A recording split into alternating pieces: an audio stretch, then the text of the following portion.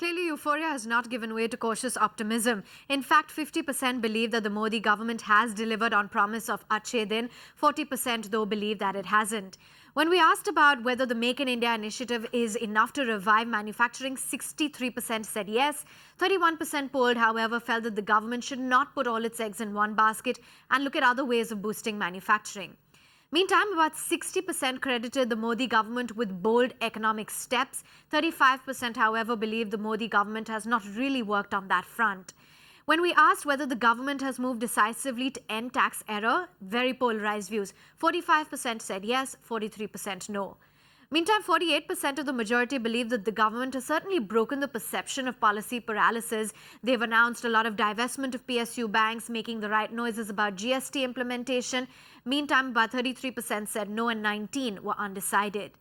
When asked about whether the government can in fact tide over the logjam on key legislative reforms, a whopping 55% agreed, 27% disagreed because they believe that the NDA government is in the minority in the Rajya Sabha and therefore unable to get bills and reforms to come through.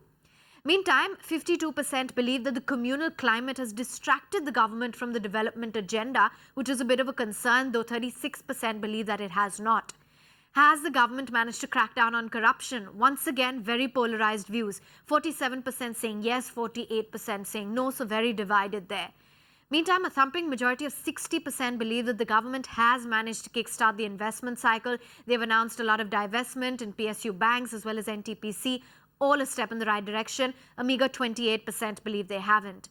And you have 59% polled who credit the fall in inflation and lower deficit to the crash in international crude oil prices. 24% said no and 17% said that they can't say.